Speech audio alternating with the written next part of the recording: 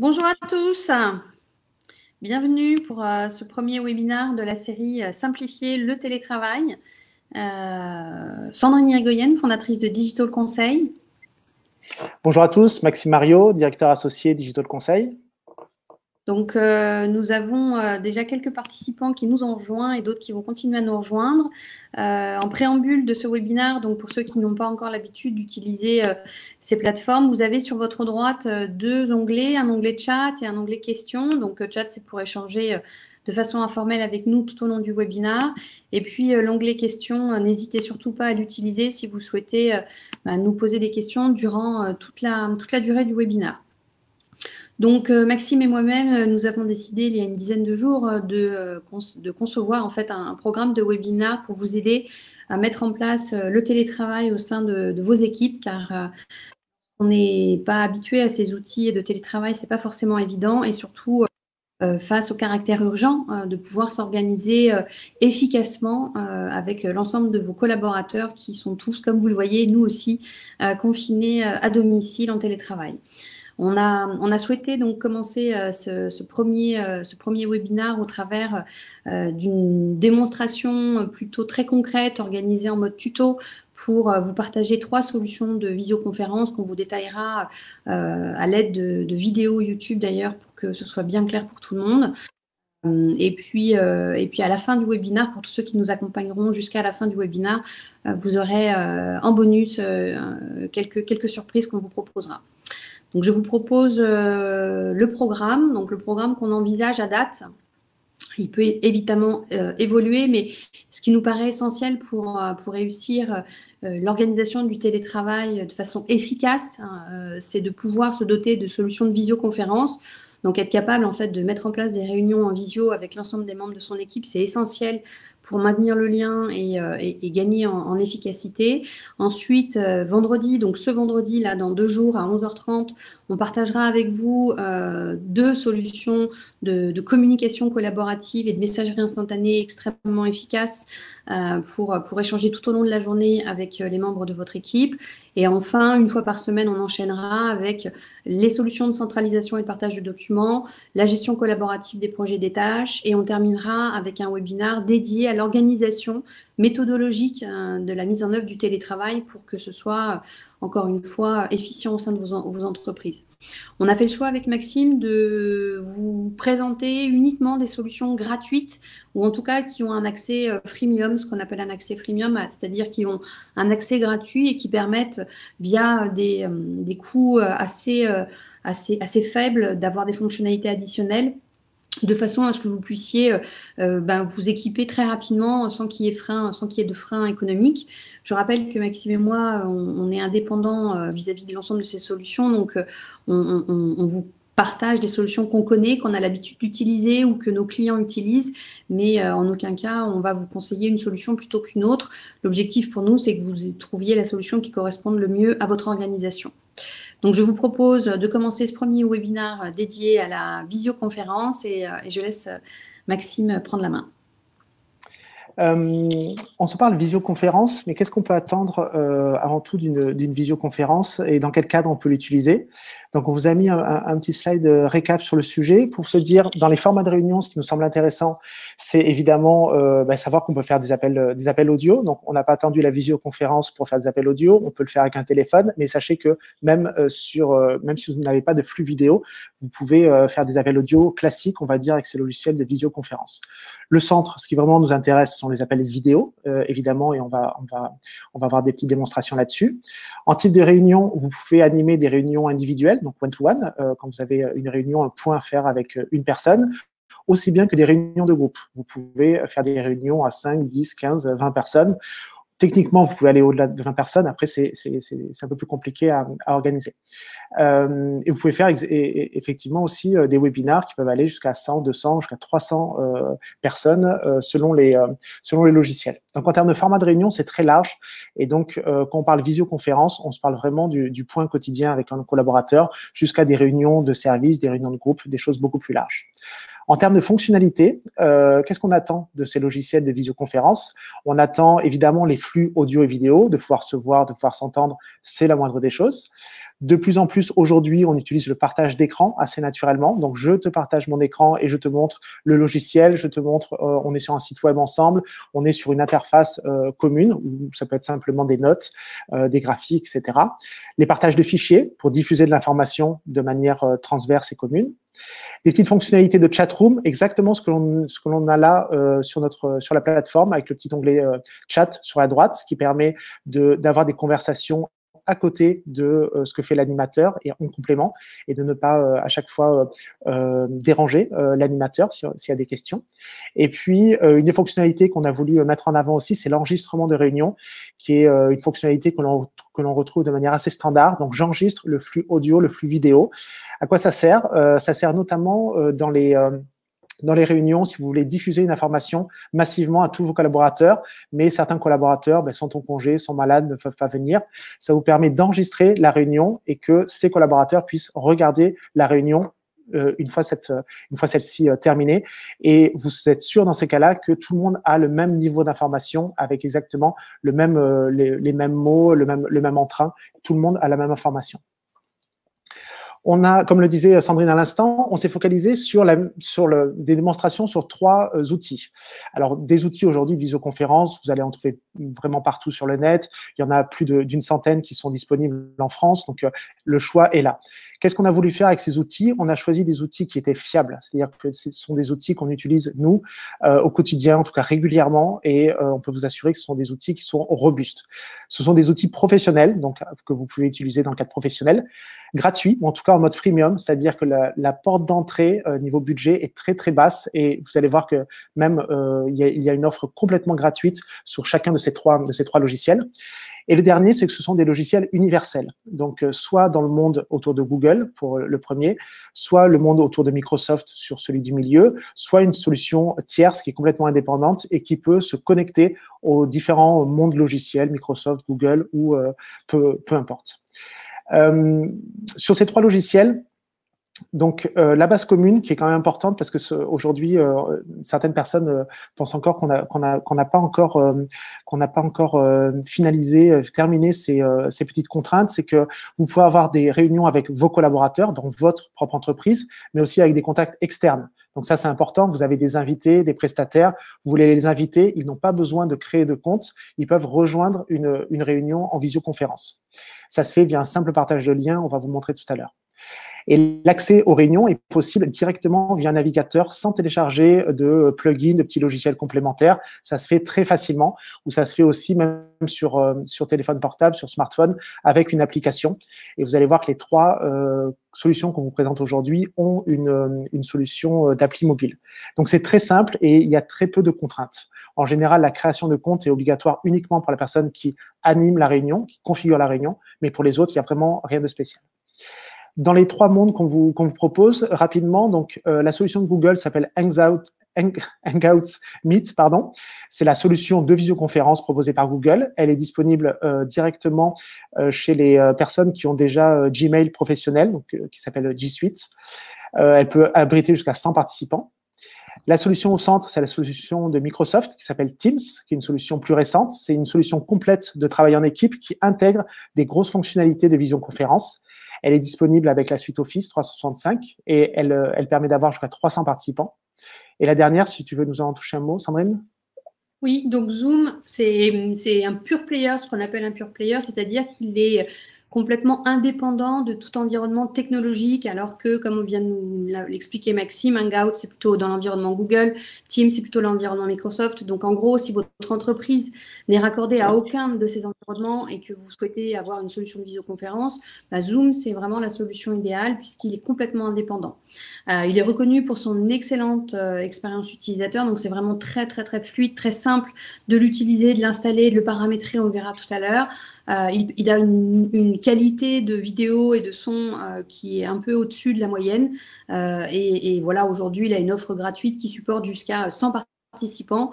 La seule contrainte que Zoom met en place dans son offre gratuite, c'est d'avoir une limitation de la visioconférence à 40 minutes. Donc aujourd'hui, si vous êtes en situation de faire des points réguliers avec vos équipes qui durent moins de 40 minutes, vous pouvez tout à fait prendre une offre de Zoom gratuite pour répondre à votre besoin.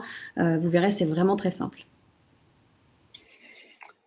Je réponds en même temps aux questions. On a voulu détailler un peu les différentes fonctionnalités. Alors, ce slide est dense, donc on va pas le détailler. Je vais vous en faire une synthèse. Vous aurez accès au support une fois le webinaire terminé, donc ne vous inquiétez pas. Qu'est-ce qu'on a à dire sur ce slide? En termes de prérequis, je vous en ai parlé tout à l'heure. La personne qui va créer la réunion, qui va l'animer, va devoir créer un compte en général. Les autres personnes en face n'auront pas obligatoirement de compte. Donc là, les prérequis sont vraiment en mode minimaliste. En termes de navigateur et d'application mobile, vous verrez que, sauf quelques exceptions qu'on vous a notées, la plupart ces 3 logiciels sont largement compatibles avec tous les navigateurs et tous les systèmes d'exploitation, il n'y a pas de problème. En termes de fonctionnalités différenciantes, si on devait noter un point par logiciel, gardez en tête ce qui fait la particularité de Google Hangouts Meet, c'est vraiment la simplicité d'utilisation, vous le verrez tout à l'heure sur l'interface. En termes de Microsoft Teams, la particularité, ce sont des fonctionnalités un peu plus avancées qui vont permettre de faire la différence si vous en avez besoin, et l'intégration au logiciel de la suite Office. L'intégration à votre calendrier, à votre OneDrive, c'est-à-dire le stockage de fichiers, etc.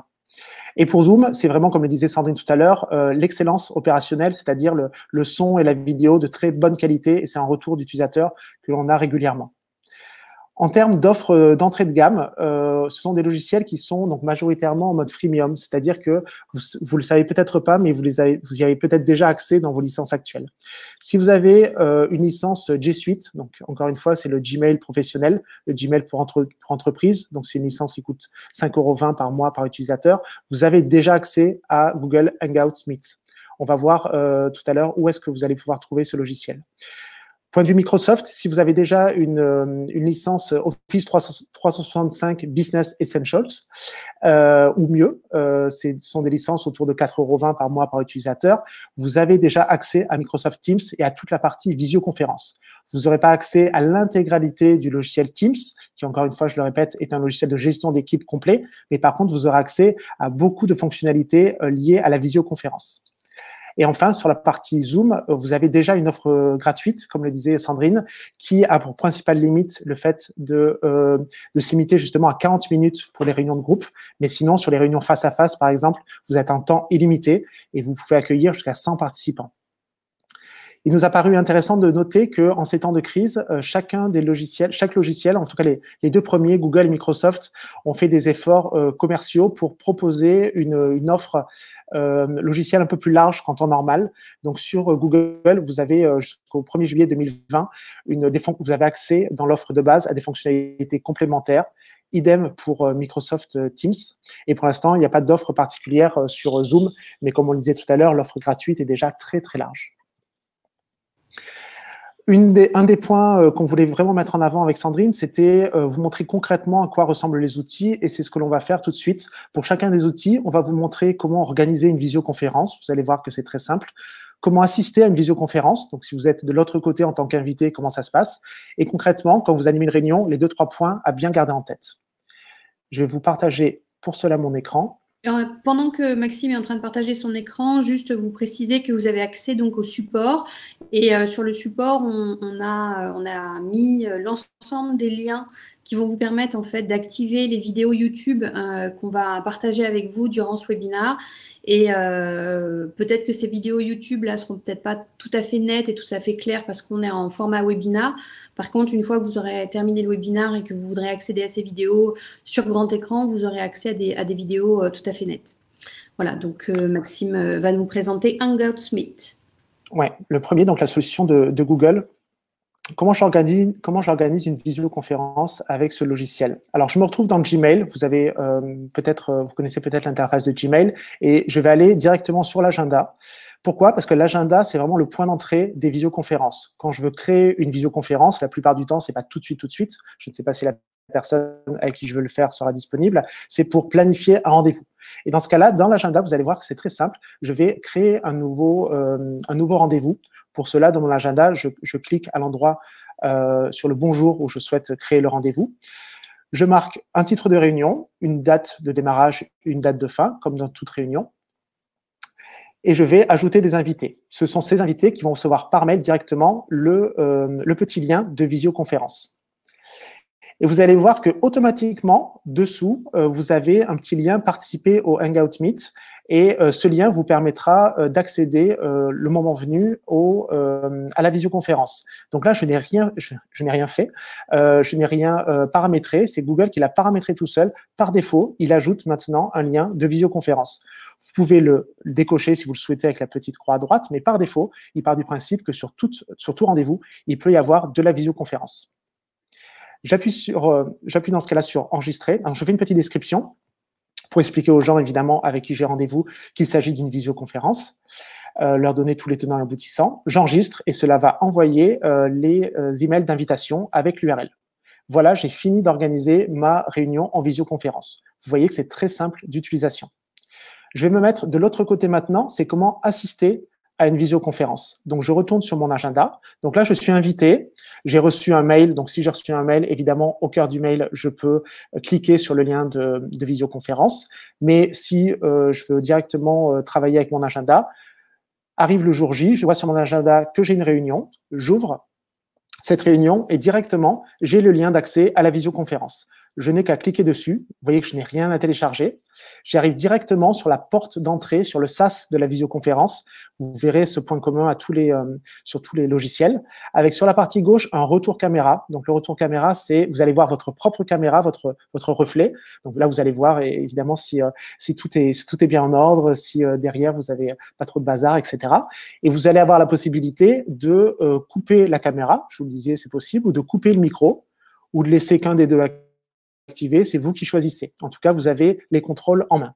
Une fois que c'est fait, une fois que ces vérifications sont faites, vous participez à la réunion. Il vous suffit de cliquer sur participer et dans ce cas-là, vous participez à la réunion. En cours de réunion, tout en bas, vous avez toujours accès au bouton activer la vidéo, désactiver la vidéo et pareil pour le micro. Sur la droite, comme pour notre webinaire, vous avez la liste des participants et la possibilité de chatter. Le chat sera par défaut visible par toutes les personnes qui participent à la réunion. Vous voyez que l'interface est très minimaliste, on ne peut pas se tromper, il y a vraiment uniquement les boutons nécessaires et c'est très très simple d'utilisation. Une fois que vous avez fini, vous raccrochez comme sur un logiciel classique. Dernière chose que l'on souhaitait vous montrer sur Hangouts, c'est vraiment le partage d'écran. Quand vous animez une visioconférence aujourd'hui, de plus en plus souvent, on a à partager son écran. Comment ça se passe concrètement? En bas à droite, vous avez un petit bouton « Présenter maintenant ». Vous cliquez dessus et vous avez le choix entre soit présenter tout votre écran ou soit une fenêtre. Donc, vous choisissez l'intégralité de votre écran. Et à partir de là, tout ce que vous allez faire sera visible aussi par les gens qui sont en face de vous pendant la réunion. Vous voyez que tout en bas de l'écran, vous avez une petite barre qui s'appelle, une petite barre blanche. Votre écran est partagé par le biais de l'application. Arrêtez le partage. Donc, tant que cette barre de navigation est présente, ça veut dire que vous partagez votre écran. Pour l'arrêter, si jamais vous voulez arrêter rapidement, vous cliquez sur le bouton bleu et c'est fini, vous ne partagez plus votre écran. Là aussi, vous voyez que c'est très très simple d'utilisation. Si je veux partager un document et pas mon écran, comment je fais? Je continue sur le petit bouton « Présenter maintenant », mais au lieu de choisir l'intégralité de mon écran, je choisis une fenêtre. Dans ce cas-là, votre navigateur va vous proposer toutes les fenêtres ouvertes. Donc, je choisis par exemple un document Excel. Et là, je partage le document Excel très simplement. Je peux le modifier en direct et les gens en face qui sont dans ma visioconférence vont voir la même chose que moi. J'arrête le partage, encore une fois, quand je le souhaite. Voilà l'intégralité de ce qu'on souhaitait vous montrer avec Hangout. Et non, j'ai oublié une petite chose, c'est l'enregistrement. L'enregistrement de réunion, vous allez voir, ça aussi, c'est une fonctionnalité qui a été rajoutée récemment et qui est très utile. En bas à droite de votre barre de menu, vous avez 3 petits points et quand vous cliquez dessus, vous avez la possibilité d'enregistrer la réunion. Donc ça, c'est super intéressant. Je vous le disais tout à l'heure, notamment pour les personnes absentes. Évidemment, attention, quand on enregistre une réunion et qu'on enregistre le flux vidéo, il faut demander l'autorisation aux personnes que vous allez enregistrer. Donc, Google vous met juste un petit message pour dire attention, il faut demander l'autorisation. Il vous propose pas plus d'options. Vous allez voir que le logiciel Zoom va plus loin, par exemple, là-dessus. Il vous suffit de cliquer sur accepter. Et dans ce cas-là, c'est bon. L'enregistrement se met en place. En haut à gauche, vous allez voir un petit bouton rouge apparaître d'ici quelques secondes. À partir du moment où le bouton rouge est activé, comme sur un appareil photo, par exemple, ou sur une caméra, ça veut dire que l'enregistrement est là. Je retourne au même endroit pour arrêter l'enregistrement. Dans ce cas-là, Google me demande une confirmation et il va être automatiquement le fichier vidéo dans Google Drive, qui est l'espace de stockage de Google. Voilà tout ce qu'on avait à vous montrer sur la partie Hangout. Vous voyez encore une fois que c'est très très simple d'interface. Je passe maintenant sur Teams, vous allez voir quelques différences. Alors sur Teams, je peux, comme sur Hangout, créer une visioconférence avec des personnes dont j'ai juste l'adresse email, mais une notion qui est très intéressante dans Teams, c'est la notion d'équipe, et donc je vais vous présenter ça en particulier. Comment créer une équipe. Là où tout à l'heure, je suis parti de Gmail, mais là, je parle d'Outlook. Donc, si vous connaissez le monde Microsoft, Outlook, c'est un peu le centre. Et à partir d'Outlook, tout en haut à gauche, vous allez avoir un accès direct à Microsoft Teams. Je sélectionne Teams. Et là, je vais m'arrêter quelques secondes sur l'interface de Teams. Sur la gauche, vous pouvez voir plusieurs onglets, activités, conversations, équipe, calendrier. On va vraiment se focaliser là sur équipe et calendrier qui sont les points les plus importants pour la visioconférence. Encore une fois, cette notion d'équipe, donc à quoi ça sert? Si vous créez une équipe dans Microsoft Teams, une équipe va vous permettre de parler régulièrement avec un certain nombre de personnes. Si vous avez tous les jours une réunion de suivi de prod, par exemple, avec 3-4 personnes, vous pouvez créer une équipe suivi de prod. Et dans ce cas-là, dès que vous créez une visio, automatiquement, ces personnes-là seront invitées. C'est un peu comme un raccourci, en fait. Donc, comment créer une équipe? C'est très simple, en fait, vous allez voir. Je clique sur « Rejoindre » ou « Créer une équipe ». Microsoft va me poser quelques questions très simples. Est-ce que je veux partir de zéro? Oui, je veux partir de zéro. Est-ce que cette équipe est publique ou privée? Pour l'instant, je vais la choisir publique. Donnez un nom à votre équipe, ce qui semble assez normal. Donc là, c'est une équipe que j'appelle Webinar. Voilà, mon équipe est créée. Donc pour l'instant, évidemment, il n'y a personne dedans. Microsoft me félicite, merci. Et je vais ajouter des membres à Webinar simplement en entrant leur adresse email. Je peux encore une fois mettre des personnes internes à ma société, à ma structure ou externes. Voilà, j'ajoute les personnes, je ferme, j'ai fini, j'ai créé mon équipe. Vous voyez que la création d'équipe est assez simple. C'est un raccourci derrière pour les visioconférences. C'est ce qu'on va voir, dans quelques secondes. On vous présentera un peu plus en détail Teams à notre prochaine visio. Vous allez voir que c'est un outil qui est très intéressant. Vous pouvez converser en temps réel de différentes manières. Notre prochain webinaire qui a lieu donc dans 2 jours. Vendredi, tout à fait. Comment je planifie une visioconférence avec Teams? Vous allez voir des points communs avec ce qu'on a vu côté Google. Là aussi, je vais partir de mon agenda, de mon calendrier, qui est le point de départ pour les visioconférences. Je vais dans mon calendrier. Je sélectionne une plage horaire en cliquant dessus. Et là, je vais rentrer quelques informations sur ma réunion. Je vais rentrer le nom de la réunion. Je vais ajouter des participants si je le souhaite. Oui. Vous allez voir qu'avec la notion de canal d'équipe, ce n'est pas obligatoire. Une date de démarrage, une heure de démarrage. Pareil pour la date et l'heure de fin. Et je vais ajouter un canal. Un canal, c'est quoi? C'est un endroit où je vais diffuser automatiquement les informations liées à cette réunion. Donc là, je vais sélectionner, par exemple, mon canal Webinar. C'est-à-dire que dans la partie équipe, toutes les personnes qui font partie de cette équipe vont recevoir automatiquement l'invitation à cette visioconférence. Toujours un petit mot pour présenter aux gens, évidemment, et pas faire d'invitation un peu sèche, mais leur expliquer ce qui va se passer.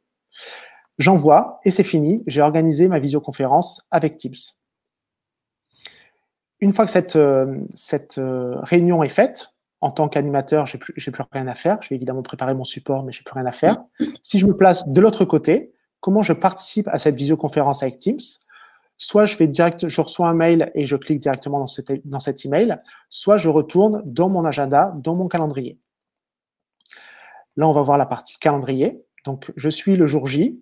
Je retourne dans mon calendrier, je clique sur la réunion à laquelle j'ai été invité Et vous allez voir qu'automatiquement, j'ai un bouton rejoindre en haut à droite. En cliquant dessus, j'arrive sur le fameux SaaS, comme Google tout à l'heure, c'est le SaaS d'entrée à la visioconférence. Vous avez la possibilité de vérifier votre caméra, votre micro et le bouton joindre maintenant quand tout va bien. Donc, je peux désactiver ma caméra, désactiver mon micro, l'un ou l'autre ou les deux. J'ai un petit bouton périphérique aussi qui peut être intéressant si vous voulez vérifier quel micro est sélectionné, quelle caméra est sélectionnée, si vous en avez plusieurs. Puis, je rejoins la visioconférence. L'interface ici est noire parce qu'on a fait une démonstration, mais j'ai personne en face, évidemment, sinon vous voyez la personne. Et là, j'ai une barre de menu qui est plutôt dans les grisés et noirs, avec toujours la possibilité, en cours de réunion, de pouvoir revenir sur ma caméra, revenir sur mon micro. J'ai le partage qu'on va voir tout à l'heure, quelques options un peu complémentaires, le chat pour afficher le chat et pour poser des questions en live pendant la visioconférence. Et enfin, le dernier qui est lié à la liste des participants. Donc, vous voyez qu'on trouve vraiment des points communs entre les différents logiciels. Comment je partage mon écran sur cette visioconférence Teams? C'est très simple. Vous avez au milieu de votre barre de menu un bouton « Partager » qui va vous permettre, encore une fois, de partager soit votre écran dans la totalité, soit PowerPoint. PowerPoint parce qu'évidemment, Microsoft met en avant son propre format. Donc, je décide ici de partager l'écran. Comme tout à l'heure, je partage une fenêtre, je partage l'intégralité de mon écran. Je sélectionne ce qu'il me convient de partager. Puis, je clique sur le petit bouton « Partager ». Donc là, je partage le fichier Excel. Et à partir de là, j'ai la même fenêtre que tout à l'heure. Je peux arrêter le partage quand je le souhaite. Et toutes les personnes qui suivent ma visioconférence vont voir la même chose que moi. Voilà pour cette partie. Dernier logiciel qu'on voulait vous présenter, Zoom. Zoom, donc concrètement par rapport à ce que vient de vous montrer Maxime, si vous avez donc un environnement Google, on vous invite à utiliser Hangout. Si vous avez un environnement Microsoft Office, on vous invite à utiliser Teams parce que de toute façon, ils sont par défaut inclus dans votre environnement. Si par contre, vous n'avez aucun environnement, effectivement, il faut une solution indépendante de tout environnement technologie. Et on a choisi Zoom parce que c'est le logiciel qui est le plus en vue en ce moment.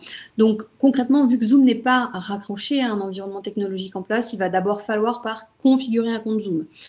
Donc, on va vous montrer comment configurer son compte Zoom. Donc, on va sur le site de Zoom.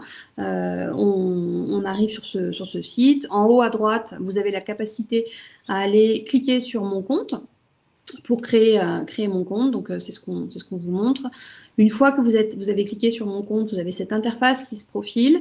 Elle propose, on va dire, 3 espaces un petit peu distincts. Sur la gauche, vous avez toute la partie de paramétrage où on rentrera un petit peu plus précisément dans le détail tout à l'heure avec le profil, les réunions, les webinars, enregistrements, paramètres. Au centre, vous avez évidemment toutes les informations relatives à votre profil, donc votre nom, votre prénom, votre adresse email, l'ensemble des informations qui vous caractérisent.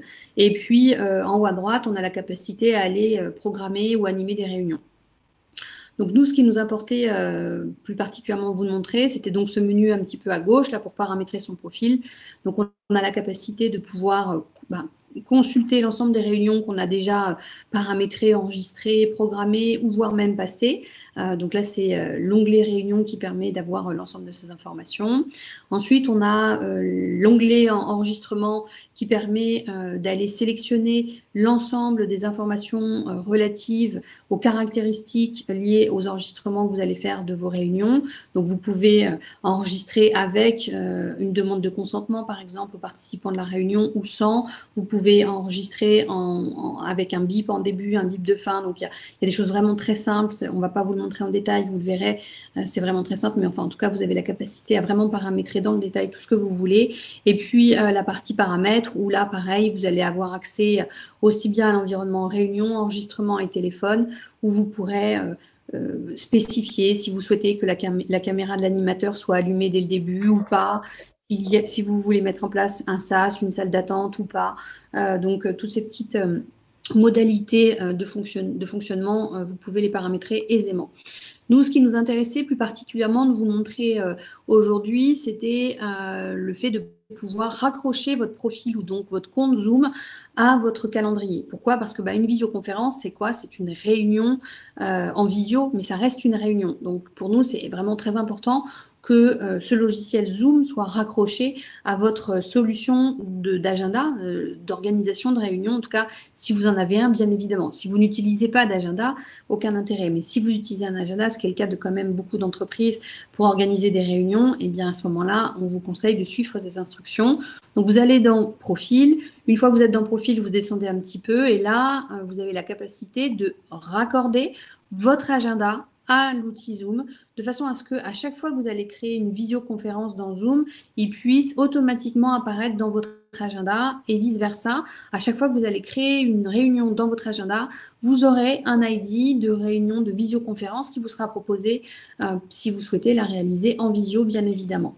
Donc, quand vous avez sélectionné le fait de pouvoir raccrocher votre agenda à Zoom, Zoom vous propose une connectique avec soit un agenda Google, soit un agenda Exchange, soit un agenda Microsoft Office. Donc, nous, on vous a fait une démonstration sur l'agenda Google parce que c'est l'environnement qu'on utilise, mais vous pourrez bien évidemment avoir le même parcours utilisateur si vous avez un agenda Exchange ou un agenda Office. Donc là, il va y avoir quelques écrans qui vont défiler, dont l'objectif est simplement de autoriser Zoom à rentrer en lien avec votre agenda. Donc tout d'abord, il va falloir choisir cet agenda, donc sélectionner l'adresse email et le mot de passe sur lequel l'agenda va se plugger, en tout cas sur lequel Zoom va se plugger. Vous allez confirmer le fait que Zoom va bien être raccroché à cet agenda, autoriser Zoom à accéder aux informations de cet agenda. Donc ça, ce sont des contraintes normales. Et puis une fois que vous avez parcouru l'ensemble de ces informations, vous autorisez donc Zoom à être connecté à votre agenda. Et donc là, on se retrouve donc dans votre profil Zoom et à cet endroit-là, vous voyez que votre profil Zoom est connecté à votre agenda. Une fois qu'on a fait ça, on se retrouve à peu près à ISO périmètre fonctionnel avec les solutions Hangout et l'autre solution qu'on vous a montré juste. Et Teams, pardon. J'ai eu un trou d'un coup. Merci Maxime. Et donc, vous allez voir que l'ensemble des logiciels, donc déjà Hangout et Teams, c'était assez similaire. Et Zoom va l'être tout autant. Donc, on va suivre le parcours utilisateur, le parcours pour organiser une visioconférence via Zoom et inviter des participants. Donc, vous avez la possibilité, depuis votre compte Zoom, de programmer une réunion. Donc là encore, on va cliquer sur « Programmer une réunion », renseigner le nom de la réunion, lui donner suffisamment d'informations pour que les participants à cette visioconférence sachent de quoi il en retourne. Et puis, une date de début, une heure de début. Et là, ensuite, on va aller choisir non pas une heure de fin, mais une durée de visioconférence, puisque, on l'a vu, l'offre gratuite étant limitée à 40 minutes. Forcément, nous, on a l'offre gratuite, donc on vous fait une simulation avec 30 minutes. Qu'est-ce qui va se passer à ce moment-là? Zoom va créer ce qu'on appelle un ID de réunion. À partir du moment où vous avez renseigné la date de début, le temps, le sujet, que vous allez inviter les participants à vous rejoindre, immédiatement, Zoom va créer un ID. Un ID, en gros, c'est une URL. Et cette URL, elle va être la clé d'entrée à la visioconférence sur laquelle ensuite vous allez pouvoir inviter les différents participants. Donc là, vous avez la possibilité d'activer ou pas les caméras d'animateurs et des participants. Si vous souhaitez évidemment que l'ensemble des caméras soient activées ou pas. Vous avez la capacité aussi d'activer l'audio et donc de donner quelques informations à Zoom pour organiser cette réunion. Une fois que vous avez fait tout ça, vous cliquez sur enregistrer et donc la réunion est immédiatement en fait enregistrée dans Zoom. Maxime, tu peux continuer la vidéo, merci. Donc là, vous voyez que du coup, cette réunion, une fois qu'elle a été créée dans Zoom, eh bien, elle peut être raccrochée immédiatement à l'agenda pour lequel vous avez précisé les informations dans Zoom juste préalablement. Donc là, en l'occurrence, Google, puisque c'est le Google Agenda sur lequel Zoom est raccroché dans notre simulation, bien évidemment. Et donc, une fois qu'on a cliqué sur le Google Agenda, eh bien, on se retrouve dans l'environnement Google. L'ensemble des informations que vous avez présaisies en fait dans Zoom, elles vont automatiquement se retrouver dans l'invitation qui va être transférée via Google. Donc, il n'y a pas besoin de la ressaisir. Ça, c'est vraiment important parce que, évidemment, on pourrait craindre qu'on saisisse des informations dans Zoom, puis ensuite, il faut saisir des informations dans la réunion à faire. Non, on le saisit une seule et unique fois et l'ensemble des informations se duplique sur l'ensemble des environnements. Donc là, l'invitation est prête à partir. Elle vient d'être envoyée depuis votre agenda Google à l'ensemble des participants que vous voulez inviter. Une autre façon d'inviter les participants à vous rejoindre à une visioconférence Zoom et qui est très, très, très utilisée en ce moment, c'est simplement de copier-coller l'URL de la réunion que vous avez créée dans Zoom. Donc, on l'a vu tout à l'heure, on a donc créé une réunion, un sujet, un jour, une heure de début, une durée. Eh bien, l'URL étant créée, après, derrière, eh bien, il suffit de la copier-coller. Et là, vous pouvez la copier-coller où vous voulez. Donc, Maxime, on peut continuer la vidéo, s'il te plaît. Donc là, on copie l'URL et on va vous faire une démonstration pour la coller, par exemple, dans WhatsApp. Moi, je reçois des invitations de visioconférence en ce moment via SMS, via mail, mais aussi via WhatsApp. Donc, on ouvre WhatsApp, on copie l'URL, on la colle dans WhatsApp, on invite les personnes de notre WhatsApp à rejoindre cette réunion. Et à partir du moment où ils vont recevoir l'URL, vous le verrez juste ensuite, ils seront capables de cliquer sur l'URL. Et à partir du moment où ils vont cliquer sur l'URL, ils vont immédiatement arriver dans la salle de visioconférence. Donc là, on a terminé d'inviter nos participants. Donc, pour résumer, on a la capacité donc, de créer son compte. Une fois qu'on a créé son compte Zoom, on le raccroche à son agenda. Une fois qu'il a été raccroché à son agenda, on crée des réunions soit depuis son agenda, soit depuis Zoom. On a un ID et donc une URL qui est créée. Et cette URL est le véhicule et donc la porte d'entrée à la visioconférence sur Zoom. Sandrine, excuse-moi, on a deux questions sur le sujet. Une de Jacques qui demande si on peut synchroniser avec l'agenda Mac. Alors, à date, comme vous l'avez vu, aujourd'hui, Zoom ne le propose pas. Il propose donc vraiment l'agenda Google, l'agenda Exchange et l'agenda Outlook, et pas l'agenda Mac. Donc, ça fera partie des évolutions, mais pas pour le moment. Mais par contre, Maxime, oui, tu voulais ajouter? Oui, je pas nativement, mais après, il y a tellement de plugins autour, il y a un écosystème tellement riche, je pense qu'il doit y avoir des possibilités pour la connectivité. Et j'ai Pardon, vas-y. Et après, vous pouvez très bien créer votre réunion dans Zoom, copier-coller l'ID, donc l'URL qui a été proposée par Zoom dans votre agenda Mac. Et donc, ça permet de aussi pouvoir naviguer aisément. Et une deuxième question, peut-on enregistrer les personnes présentes sans avoir à enregistrer toute la réunion? Donc aujourd'hui, nous, de ce qu'on a testé, à chaque fois, l'enregistrement, il se fait sur la totalité de la réunion. On ne peut pas enregistrer uniquement les flux de certaines personnes. Parfait, on continue. Ouais. Donc, comment participer à une visioconférence Zoom? Donc, on va reprendre les parcours utilisateurs, les deux qu'on vous a proposés, et depuis l'agenda et depuis l'ID. Donc, on va commencer d'abord dans le cadre de l'agenda. Donc, vous êtes dans votre environnement. Donc là, en l'occurrence, on est sur Gmail. On aurait très bien pu être dans un autre environnement, hein. Mais là, en l'occurrence, on est sur Gmail parce que là, on parle bien de la personne qui a été invitée, non pas de la personne qui a créé l'événement. Donc, elle a reçu une invitation. Cette invitation est allée immédiatement alimenter son agenda. Elle ouvre cette invitation, comme on vous le montre là. Elle clique sur l'invitation et là, vous voyez immédiatement le lien apparaître. Donc, c'est le lien en bleu. On ne le voit pas forcément très bien là sur notre visio, mais c'est le lien en bleu voilà, qu'on vous entoure. Et donc, ce lien-là, il suffit simplement de cliquer dessus pour que la visioconférence apparaisse. Donc, c'est vraiment pour le participant qui est convié à une réunion visioconférence Zoom, très simple. Une fois qu'il a cliqué sur ce lien, il arrive dans le monde Zoom et là, il suit intuitivement l'ensemble des instructions qui lui sont transmises par Zoom. Donc, autoriser Zoom à utiliser vos caméras et vos sons, rejoindre la visioconférence qui vous est proposée. À partir du moment où vous avez fait ce choix-là, eh bien, vous arrivez dans l'espace de visioconférence. Vous avez exactement les mêmes fonctionnalités que ce que vous avez vu tout à l'heure avec Max. On y reviendra dans le détail plus précisément tout à l'heure. Et enfin, donc vous avez reçu uniquement l'URL de connexion à la réunion. Donc là, c'est le cas le plus communément utilisé en ce moment, en tout cas. Donc, vous recevez une URL et on vous dit « Rejoins-nous à une visioconférence ». Et donc là, on est dans un environnement WhatsApp. On clique sur le lien et là, on a exactement le même parcours utilisateur. On autorise Zoom à utiliser les différents devices que sont la caméra, le micro. On rejoint la visioconférence. Voilà. Et une fois qu'on a cliqué sur rejoindre la visioconférence, on se retrouve dans un environnement de visioconférence avec l'ensemble des participants présents à la réunion et tous ceux qui ont été conviés. Donc, une fois que vous êtes dans cet environnement, comme je le disais, vous avez exactement les mêmes fonctionnalités que les environnements Teams et Hangout. C'est quasiment les mêmes interfaces, on va dire, à quelque chose près. Donc, vous avez la possibilité d'activer ou de désactiver votre micro, d'activer ou de désactiver votre caméra. Donc, ça, vous pouvez le faire avant de démarrer la visioconférence, mais vous pouvez aussi, pendant tout le long de la visioconférence, modifier. Vous pouvez très bien couper votre son pendant 5 minutes et reprendre par la suite.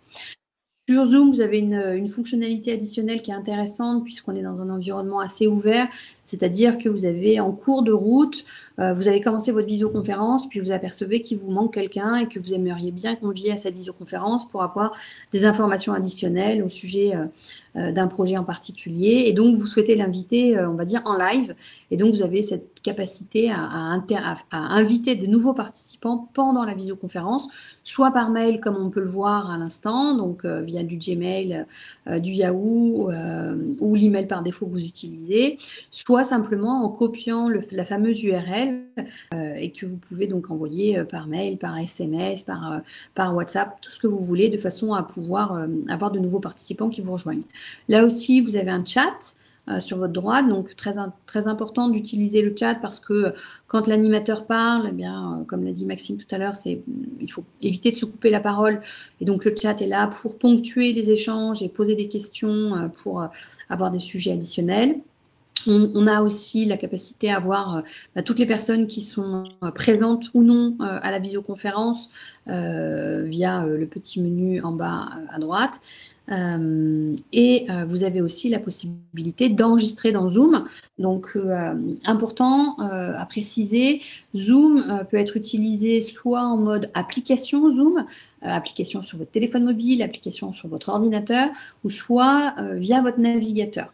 La fonction enregistrement n'est disponible que si vous utilisez Zoom via l'application. Donc, si vous utilisez Zoom dans votre navigateur, quel qu'il soit, Chrome, Safari, Firefox, eh bien, vous n'aurez pas la fonction enregistrement qui vous sera proposée par défaut, en tout cas dans la version gratuite. Par contre, si dans la version gratuite, vous voulez bénéficier de l'enregistrement de réunion pour la partager ultérieurement avec d'autres collaborateurs, il faut simplement, c'est vraiment tout bête, télécharger Zoom et non pas l'utiliser en stand-alone dans votre navigateur. Donc, c'est l'expérience que nous avons fait, la simulation que nous vous proposons. Nous avons téléchargé Zoom dans notre ordinateur et donc nous avons donc la possibilité d'enregistrer. Et quand on enregistre, eh bien, on a en haut à gauche la petite lumière rouge qui est allumée et tous les participants peuvent être informés que la réunion est enregistrée. Voilà pour cette partie-là. On a des questions qui sont arrivées, me semble-t-il. Si ma réunion dépasse les 40 minutes, puis-je en créer une autre en suivant pour continuer? Oui, vous pouvez en créer une autre pour continuer. Il s'agit de réinviter les participants, créer une nouvelle réunion, un ID, la renvoyer pour continuer à utiliser l'interface. Et enregistrer le chat, c'est dans le cadre de formation. Oui, alors à partir du moment où vous enregistrez une visio, normalement, le chat fait partie des choses qui sont enregistrées également. Possible de changer l'ID de ma réunion. Alors, possible de changer l'ID de ma réunion, oui et non. Ce qui est possible de faire, c'est de personnaliser son ID. C'est-à-dire que tout à l'heure, je vous ai montré, quand on est dans Zoom, on a la capacité à renseigner un certain nombre de paramètres et de fonctionnalités. Et Zoom, par défaut, propose de créer un ID de réunion automatiquement. Ça, c'est le schéma par défaut. Si par contre, vous souhaitez avoir un ID qui vous est propre, parce que il est raccordé à votre identité, vous avez la possibilité de créer vous-même un ID qui vous est propre. Donc, oui, vous pouvez le changer, mais pas avec n'importe quel ID, avec l'ID qui vous sera attribué par Zoom. Une fois qu'on a terminé l'enregistrement de la réunion, je reviens sur le Keynote, eh bien, on appuie sur arrêter l'enregistrement et à partir de là, Zoom vous propose de convertir l'enregistrement et il va l'enregistrer par défaut dans votre ordinateur. Donc, ça prend quelques instants, c'est vraiment très rapide. Et ensuite, votre enregistrement sera accessible par vous, évidemment, et puis par les participants qui ont accédé à la réunion.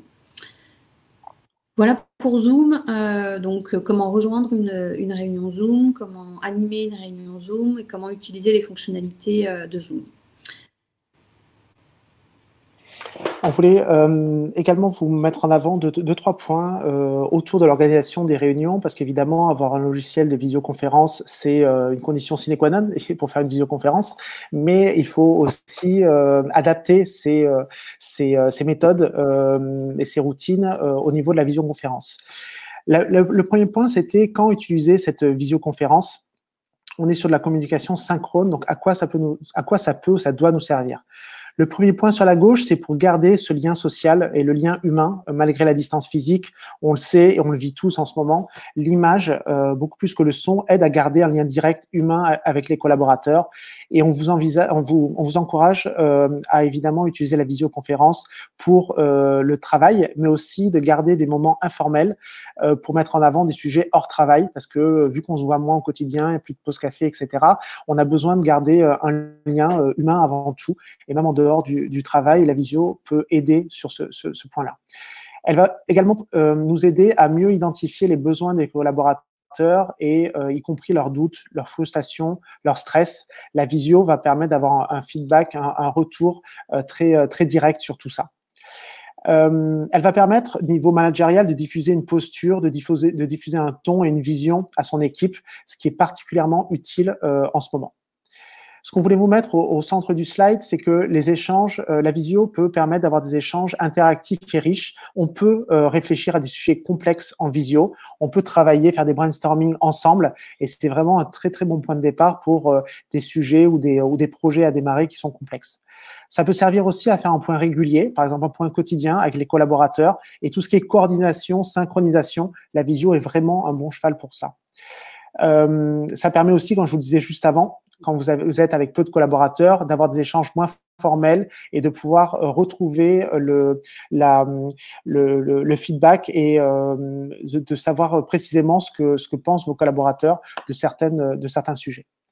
Enfin, les derniers points, c'est que dès que vous allez avoir des annonces à faire à beaucoup de personnes en même temps, à beaucoup de collaborateurs, la visio permet d'envoyer un signal à tout le monde au même moment.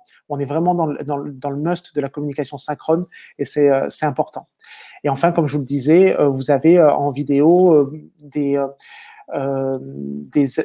intentions, des ressentis des collaborateurs. Donc, en fonction de leur gestuelle, vous allez voir comment est-ce qu'ils réagissent et comme s'ils le faisaient avec vous en face à face. Et ça, aujourd'hui, seule la visio peut le faire versus le téléphone ou d'autres moyens de communication, chat, etc. Je me permets de répondre à une question de Jacques Oui. sur Zoom qui est arrivée pendant que tu parlais, Maxime. Dans Zoom, comment faire apparaître automatiquement la personne qui parle? C'est une très bonne question parce que effectivement, c'est une fonctionnalité de base dans Zoom. Donc Zoom par défaut va faire apparaître à l'écran la personne qui parle. Donc, si par exemple vous êtes 5 à une visioconférence, si vous êtes dans Hangout par exemple, bah, vous allez avoir une mosaïque avec 5 personnes, alors que dans Zoom, par défaut, vous aurez à l'écran la personne qui prend la parole et uniquement la personne qui prend la parole en grand écran et les 4 personnes, vous ne les verrez pas. Par contre, vous avez aussi la possibilité, si vous le préférez, si vous le souhaitez, de modifier cette fonctionnalité. Donc, chaque participant peut cliquer sur les différents visuels qui lui sont proposés et organiser la mosaïque de visuels pour faire en sorte qu'il voit tout le monde ou il ne voit que la personne qui parle en priorité. Voilà, donc c'était pour répondre à Jacques pendant que tu faisais cette présentation. Donc, je reprends le déroulé de notre keynote. Donc, les règles à respecter pour une réunion intelligible. Alors, on voulait partager ça avec vous parce que la solution, c'est important, certes, mais ça ne fait pas tout. C'est-à-dire que si on fait de la visioconférence et que derrière, on ne respecte pas un certain nombre de bonnes règles, de bonnes pratiques, eh bien, rapidement, ça peut être un petit peu déceptif. Donc, il y a trois règles, 3 grandes familles de règles à connaître, la logistique, la gestion et la communication. Donc, au niveau logistique, on l'a vu à certains endroits, il faut que la connexion technique fonctionne. Parce qu'effectivement, si on fait une visioconférence, qu'on n'a pas de connexion technique qui fonctionne, c'est un peu dommage. Je vous livre un petit conseil et un petit retour d'expérience. Enfin, ça peut peut-être vous servir. Très souvent, quand on lance une visioconférence, parfois, il peut y avoir une connexion qui ne fonctionne pas forcément bien. Je vous invite à rebooter votre ordinateur from scratch et à redémarrer votre ordinateur pour que votre ordinateur puisse fonctionner dans les meilleures conditions. Limitez le nombre de participants. Évidemment, plus vous allez avoir de nombre de participants, plus ça va être complexe à gérer. Et plus il va y avoir des interactions complexes à gérer. Et enfin, enregistrer la vidéo, vraiment, ça nous paraît être très intéressant. Nous, ce matin, on a organisé avec un de nos clients un atelier en visioconférence et on a enregistré la visioconférence et que ce soit eux ou nous, eh bien, on va pouvoir de nouveau avoir accès à cet atelier via vidéo. Donc, c'est vraiment un plus par rapport au physique. En gestion, donc, c'est une réunion, une visioconférence. Donc, c'est pas parce qu'on est en visioconférence qu'il faut oublier les règles d'une réunion. Donc, en gros, concrètement, c'est être capable de faire un compte-rendu de réunion, au même titre que vous le faites en réunion physique, en tout cas, je l'espère. Eh bien, il faut le faire aussi en visioconférence. Avoir un responsable du temps, ou en tout cas être garant du temps de début, du temps de fin, et puis utiliser le chat pour répondre aux différentes questions pendant la visioconférence. Donc, bien le préciser en amont, au début de la réunion, pour que chacun sache comment naviguer dans la visioconférence. Et en point de vue communication, eh bien, en même titre qu'une vraie réunion, on fixe des objectifs, on a un ordre du jour, on présente les participants. Lorsqu'on n'a pas besoin de s'exprimer ou qu'on n'est pas sollicité pour participer à un sujet, eh bien, on met son micro en mode muet. Ça évite qu'il y ait des bruits parasites qui viennent perturber l'animateur et les participants. On essaye de parler pas trop vite, d'avoir une écoute active. C'est important parce que quand on est nombreux, eh bien, on peut parfois perdre le fil. Donc, c'est important. Tous les sens ne sont pas activés en visioconférence. Donc, il faut que l'écoute soit vraiment très, très, très fine. Et puis, on laisse des silences pour que chacun puisse s'exprimer. Et évidemment, on ne coupe pas la parole. Alors, évidemment, c'est du b.a.-ba, mais ça l'est d'autant plus quand on est en situation de visioconférence. Voilà.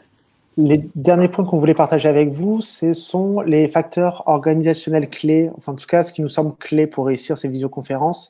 Le premier, il est question de leadership en fait. Dès qu'on va avoir une période de transition un peu brutale, et on sait ce que c'est en ce moment, il ne faut pas hésiter à surcommuniquer votre vision, vos objectifs, votre contexte. Répétez fréquemment, c'est pas grave, répétez fréquemment tout cela dans vos différentes visioconférences et ça va permettre à chacun de bien comprendre où vous souhaitez en venir et d'identifier comment chacun peut contribuer à cet objectif. On est dans de la visio, donc soyez précis dans votre langage, évitez toute ambiguïté. Ça n'a pas de place en fait dans la visioconférence. On évite l'humour, etc. Projetez de la confiance dans vos équipes. Évidemment, on va avoir tendance à ce que, on va souhaiter à ce que les gens puissent prendre des décisions à leur niveau. Et donc pour ça, il faut assumer ce leadership et projeter de la confiance. N'hésitez pas à responsabiliser aussi les collaborateurs. Si c'est pas déjà fait, on vous conseille, on vous encourage fortement, vivement, à identifier les responsabilités de chacun, à les délimiter, à les formaliser clairement. C'est toujours important pour que chacun soit vraiment autonome et d'allouer chaque tâche à chaque collaborateur de façon documentée. Et enfin, restez en alerte sur le fait que votre première visioconférence se passera peut-être bien, mais la deuxième sera encore meilleure. Donc, soyez à l'écoute du feedback des collaborateurs et ajustez en continu votre nouvelle organisation de travail. On va tous mettre un peu de temps pour trouver une nouvelle organisation de travail. Il n'y a pas de problème là-dessus. Donc, il y aura des points de friction au début et vous allez les surmonter. C'est propre à toute période de transition et c'est complètement normal. Et on vous conseille aussi d'adopter cette approche qu'on utilise beaucoup dans le digital qui s'appelle le test and learn, c'est-à-dire qu'on va apprendre de chaque expérience, on va avoir un retour d'expérience, on va en générer un retour d'expérience et on va s'améliorer progressivement. Donc cette méthode itérative est à la base de beaucoup de choses dans le digital et pour la visioconférence, c'est aussi un bon conseil qu'on peut vous transmettre. Merci à tous d'avoir suivi ce webinaire jusqu'à la fin. Donc, comme on vous le disait en introduction, un petit cadeau bonus pour ceux qui nous ont accompagnés jusqu'à cette fin de webinaire. Évidemment, retrouvez l'ensemble de notre série de webinaires via le lien que vous trouvez là dans le PowerPoint. Donc, je vous en ai parlé en introduction. Donc, on va vous en proposer un par semaine. Évidemment, cette semaine, il y en a 2. Il y en a un aujourd'hui et un vendredi. À partir de la semaine prochaine, c'est tous les vendredis à 11h30. Et puis, si vous avez besoin de conseils personnalisés sur la mise en place du télétravail, que ce soit au travers du choix d'une solution de visioconférence ou autre, Maxime et moi, on vous propose des téléconsultations gratuites de 30 minutes. On vous a mis les liens pour accéder à nos calendriers. Donc, si vous avez vraiment envie d'échanger en one-to-one pour des questions d'organisation, de mise en place de solutions, de questions que vous posez sur le télétravail. Nous, on le pratique, on a l'habitude, on a un retour d'expérience. Si on peut vous faire gagner du temps, ce sera avec plaisir. Donc, n'hésitez pas à utiliser ces liens pour nous contacter. Donc, merci à tous, encore une fois. Nous venons de finir ce webinaire à vendredi. Ceux qui vont nous suivre, très bientôt. Bonne fin de journée et surtout, prenez bien soin de vous et de vos familles. Merci beaucoup. Bonne journée. Au revoir.